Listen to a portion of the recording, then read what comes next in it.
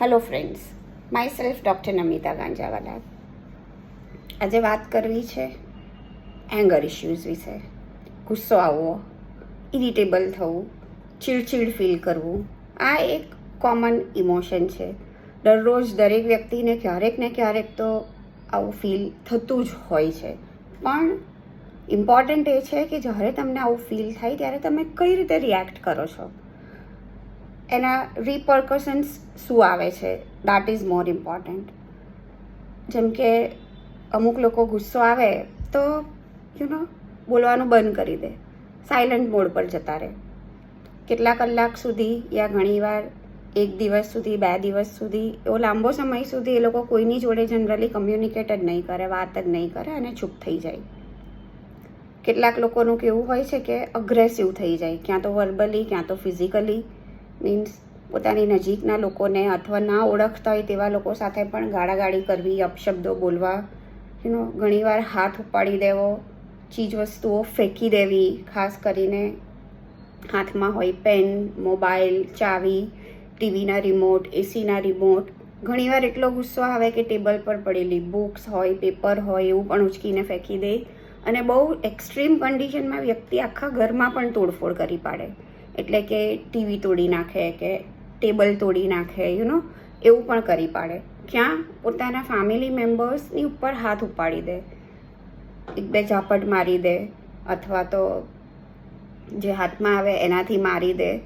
એવા પણ કિસ્સા જોયા છે કે જેમાં વ્યક્તિ બેટથી પોતાના નજીકનાને મારી દે. એને ખબર જ ના હોય કે તે સમયે એને નહીં ધ્યાન આવે કે એ શું કરી રહ્યા છે, કે એના શું આઉટકમ આવશે, કે આનું શું પરિણામ આવશે અલ્ટિમેટલી.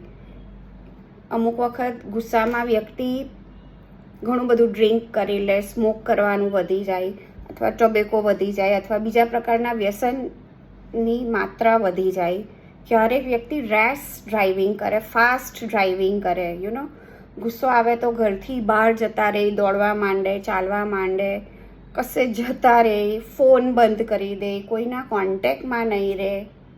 ક્યાં તો ઘણીવાર આ નવું છે કે ઓનલાઈન પોસ્ટિંગ કરવું, સોશિયલ મીડિયા પર સામેવાળી વ્યક્તિ વિશે ગમે તેમ ખોટી પોસ્ટ મૂકવી, અપશબ્દો બોલવા, ગાળો લખવી, એવું વર્તન પણ કરતા હોય છે.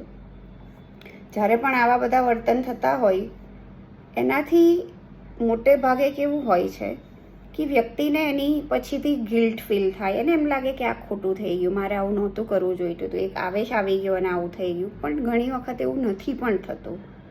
ઘણીવાર બહુ જ ગિલ્ટી ફીલ કરે, પછી ખૂબ રડે, ખૂબ માફી માંગે, પણ વળી કંઈક બને એટલે પાછું એમનું વર્તન એવું ને એવું. સામાન્ય રીતે તો ગુસ્સાને મેનેજ કરવાની અસંખ્ય ટિપ્સ ઓનલાઈન કે નજીકના લોકો કે રિલેટિવ્સ કે તમારા એલ્ડરલી કે ફેમિલી મેમ્બર્સ તમને આપતા જ હોય છે. એ બધું આમાં કદાચ નહીં કામ લાગે.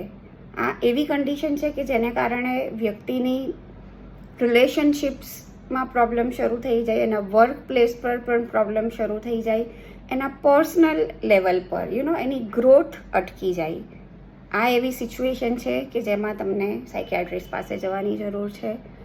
આ કોઈ બીમારી તો નથી ને, કોઈ બીમારીના પાર્ટ રૂપે આવું તો નથી બની રહ્યું ને, એ ચેક કરાવવાની જરૂર છે.